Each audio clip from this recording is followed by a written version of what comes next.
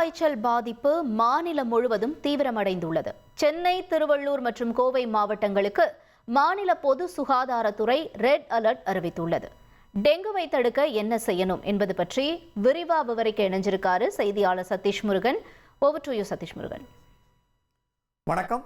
தமிழகத்தில் டெங்கு பாதிப்பு கடந்த 3 வாரங்களாக அதிகரித்தே காணப்படுகிறது. இதன் காரணமாக சென்னை, திருவள்ளூர் மற்றும் கோவை ஆகிய 3 மாவட்டத்திற்கு ரெட் அலர்ட் எனப்படும் சிவப்பு நிற எச்சரிக்கை விடப்பட்டுள்ளது. இது மருத்துவ ரீதியான ஒரு ரெட் அலர்ட் என்று சொல்லப்படுறாங்க. ஏற்கனவே வானிலையில் நம்ம கேள்விப்பட்டிருப்போம், மழை பெய்யுது, மழை தொடர்பான அந்த ரெட் அலர்ட்டை தவிர்த்து மருத்துவ ரீதியான ஒரு ரெட் அலர்ட் என்பது விடப்பட்டிருக்கு இந்த 3 மாவட்டங்களுக்கு. குறிப்பாக சொல்லணும்னா இந்த ரெட் அலர்ட்டை பொறுத்த வரையில் எந்தெந்த மாவட்டங்கள் எவ்வளோ பாதிப்பு, எவ்வளோ பேர் இதில் பாதிப்படைஞ்சிருக்காங்க, என்ன மாதிரியான எதிர்வினைகள் போன்ற விஷயங்களை பார்க்க இருக்கோம். முதல்ல சென்னையில் பொறுத்த வரைக்கும் இதுவரை 12,264 பேருக்கு சாம்பிள்ஸ் எடுத்திருக்காங்க. அதாவது டெஸ்ட் எடுத்ததில் 3,665 பேருக்கு டெங்கு பாதிப்பு உறுதி செய்யப்பட்டிருக்கு. அதே போல் திருவள்ளூர் மாவட்டத்தில் 9,367 பேருக்கு எடுக்கப்பட்ட அந்த மாதிரியில் 1,171 பேருக்கு டெங்கு பாதிப்பு என்பது உறுதி செய்யப்பட்டிருக்கிறது. கோயம்புத்தூர் மாவட்டத்தை பொறுத்தவரையில் 7,998 பேருக்கு எடுக்கப்பட்ட மாதிரியில் 1,228 பேருக்கு இந்த டெங்கு பாதிப்பு என்பது உறுதி செய்யப்பட்டிருக்கக்கூடிய சூழலில் முதல் 3 இடங்களில் இந்த மாவட்டங்கள் வருவதால் இந்த ரெட் அலர்ட் என்பது விடப்பட்டிருக்கு. இது இந்த ஆண்டின் அக்டோபர் மாதம் 30ஆம் தேதி வரையிலான கணக்கு. இது தொடர்பாக அரசு எடுத்துள்ள நடவடிக்கைகளை நம்ம பார்ப்பதற்கு முன்னாடி கடந்த 5 ஆண்டுகளில் தமிழகத்தில் பதிவான டெங்கு பாதிப்பு மற்றும் மரணங்கள் குறித்து நம்ம பார்த்துடலாம். குறிப்பாக 2020ஆம் ஆண்டு 2,410 பேர் அந்த டெங்கு காய்ச்சலால் பாதிப்படைந்திருக்கிறாங்க. மரணம் என்பதில்லை. 2020ஆம் ஆண்டுலேருந்து அந்த டெங்கு காய்ச்சலுடைய அதிகரிப்பு அதற்கு முன்னாடியே இருந்தாலும் கூட இந்த கணக்கெடுப்பது, முறையாக அந்த பராமரிப்பது போன்ற விஷயங்கள் தொடங்கப்பட்டிருக்கு. இந்த தகவல் என்பது அதிகாரப்பூர்வமாக தமிழக அரசாலும் பொது சுகாதாரத்துறையாலும் வெளியிடப்பட்ட தகவலாக பார்க்கப்படுகிறது. 2021ஆம் ஆண்டு 15,745 பேர் பாதிப்படைந்திருக்காங்க. அப்போ பார்த்தீங்கன்னா அந்த ஆண்டு 8 பேர் மரணம் அடைஞ்சிருக்காங்க. கடந்த 2022ஆம் ஆண்டும் அப்படியே இந்த பாதிப்படைந்தவருடைய எண்ணிக்கை டபுள் ஆகுது. 30,425 பேர் பாதிப்படைஞ்சிருக்காங்க. மரணம் என்பது 8 பேர் மரணம் அடைஞ்சிருக்காங்க 2022ஆம் ஆண்டு. 2023ஆம் ஆண்டை பொறுத்தவரையில் 49,398 பேர் பாதிப்படைஞ்சிருக்காங்க. 12 பேர் இதில் மரணம் அடைஞ்சிருக்காங்க. கடந்த ஆண்டை பொறுத்தவரையில் இந்த பாதிப்பு எண்ணிக்கை சற்று குறைந்திருக்கு. அதாவது ஒரு 3000 அளவில் குறைந்திருக்கு. 46,925 என்ற அடிப்படையில் அந்த எண்ணிக்கையில் பாதிப்பு இருந்திருக்கு. மரணம் என்பது ஆனால் அதிகரித்து 13 என்கிற அடிப்படையில் இருக்குது. கடந்த ஆண்டே 13 பேர் மரணம் அடைந்த சூழலில் இந்த ஆண்டு அக்டோபர் மாதம் 3ஆம் தேதி வரை எடுக்கப்பட்ட கணக்கில் பாதிப்பு அடைந்தவர்களுடைய எண்ணிக்கையை பார்த்தீங்கன்னா கொஞ்சம் சற்று கம்பேரிட்டிவ்லி குறைஞ்சிருக்குன்னு சொல்லணும். ஏன்னா இது அக்டோபர் மாதம் இதில் தான் இது ஆரம்பிக்கும். 15,796 பேர் பாதிப்படைஞ்சதாக அக்டோபர் 3ஆம் தேதி வரை கணக்கு இருக்குது. இதுவரை அந்த 9 மாதங்களில் அந்த 8 பேர் மரணம் அடைஞ்சிருக்காங்க. மொத்தமாக கடந்த 5 ஆண்டுகளில் 49 பேர் மரணம் அடைஞ்சிருப்பதாக அதிகாரப்பூர்வ தகவல் வெளியாயிருக்கு. இந்த நிலையில் தான் அனைத்து மாவட்ட இணை இயக்குநர்கள் டெங்கு பாதிப்பை ஆய்வு மேற்கொள்ள வேண்டும். தமிழக பொது சுகாதாரத்துறை உத்தரவு பிறப்பித்துள்ளது. வடகிழக்கு பருவமழை தொடங்க உள்ள நிலையில் தமிழக சுகாதாரத்துறை சார்பில் தொற்றுநோய் தடுப்பு நடவடிக்கைகளை உடனடியாக மேற்கொள்ளும் பொது சுகாதாரத்துறை இயக்குனர் மாவட்ட சுகாதாரத்துறை இணை இயக்குநர்களுக்கு உத்தரவு பிறப்பித்துள்ளார்.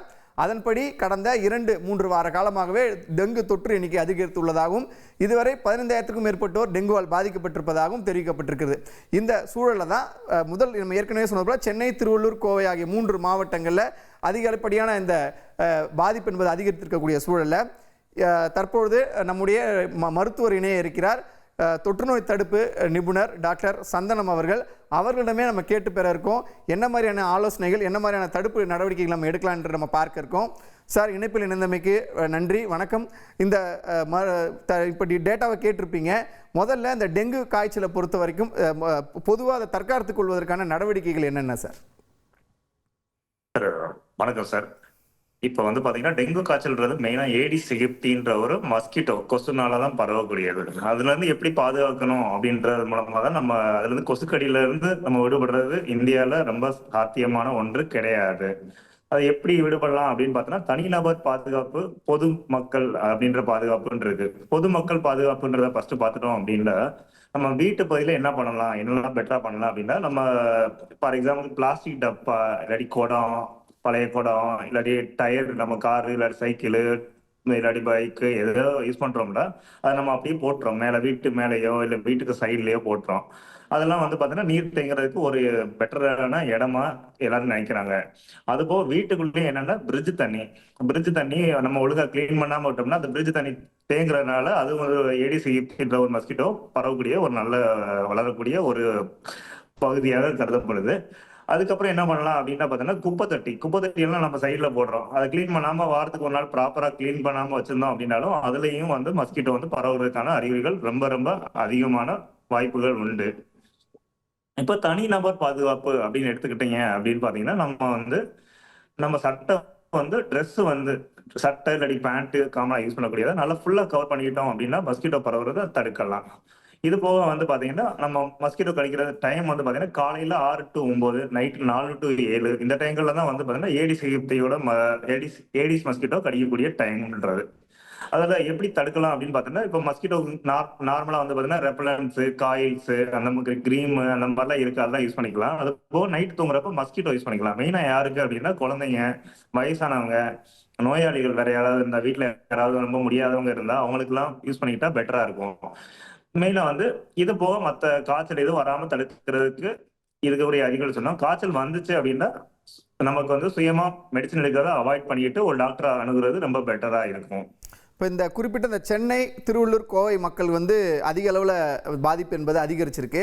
இந்த மாவட்டங்களில் இருக்கக்கூடிய மக்கள் வந்து நீங்கள் சொன்ன இந்த பல்வேறு விஷயங்களை தவிர்த்துட்டு வேறு எந்த மாதிரியான கூடுதல் நடவடிக்கை எடுக்கலாம் சார்?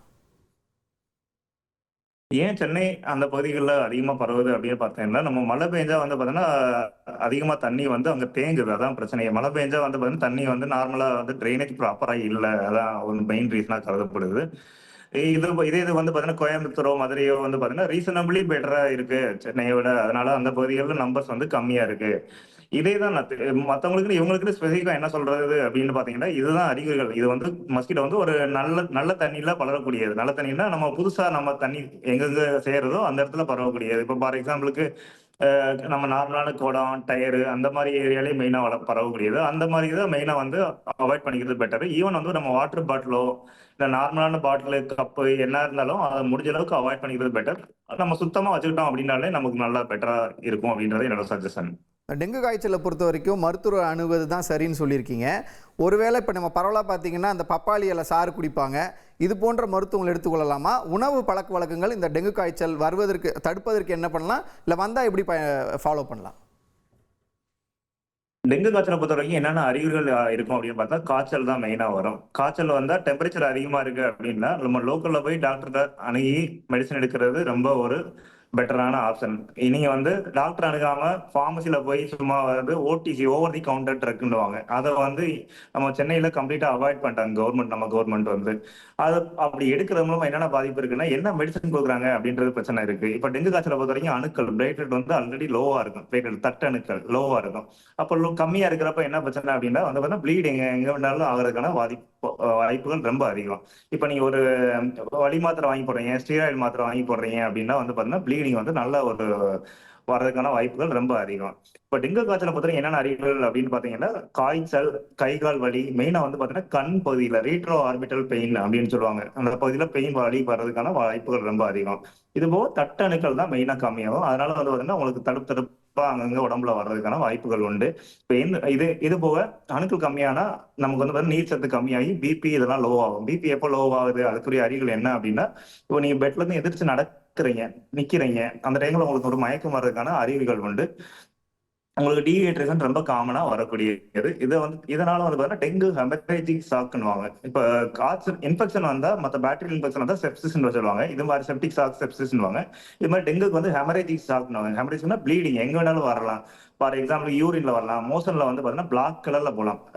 தட்டணுக்கள் கம்மியானாலும் பிளாக் கலர்ல போகலாம். அது வந்து மெலினான்னு சொல்லுவாங்க.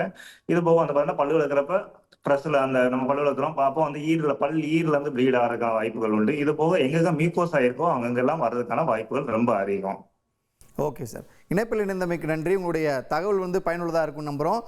நேர்களே, இந்த டெங்கு பரவல் பொறுத்தவரையிலும் பல்வேறு நடவடிக்கைகள் அரசு எடுத்து வருவதாகவும், ஒரு பக்கம் இந்த பாதிப்பு அதிகரித்து வர சொன்னாலும் கூட இறப்பு எண்ணிக்கை என்பது 10 மாதங்களில் கடந்த ஆண்டை நம்ம கம்பேர் பண்ணுவோம் 10 மாதங்கள் 8 எண்ணிக்கையில் தான் இருக்கிறது. அதே போல் பாதிப்புக்கு உள்ளானவர்கள் இனிமே தற்போது வரை 15,000க்குள்ளாகத்தான் 15,000க்கும் 16,000க்கும் இடைப்பட்ட நம்பரில் தான் இருக்குது. எனவே நம்ம டெங்கு காய்ச்சலிலிருந்து தற்காத்துக் கொள்வதற்கு அனைவரும் தயாராக இருக்க வேண்டும். அதே போன்று பல்வேறு அரசு தரப்பிலும் நடவடிக்கை எடுத்து வரக்கூடிய அந்த வழிகாட்டு நெறிமுறைகள் விழிப்புணர்வுகளை அனைவரும் பின்பற்ற வேண்டும் என்பதுதான் இப்போதைக்கு நம்ம ஃபாலோ பண்ண வேண்டிய விஷயங்களாக இருக்கிறது.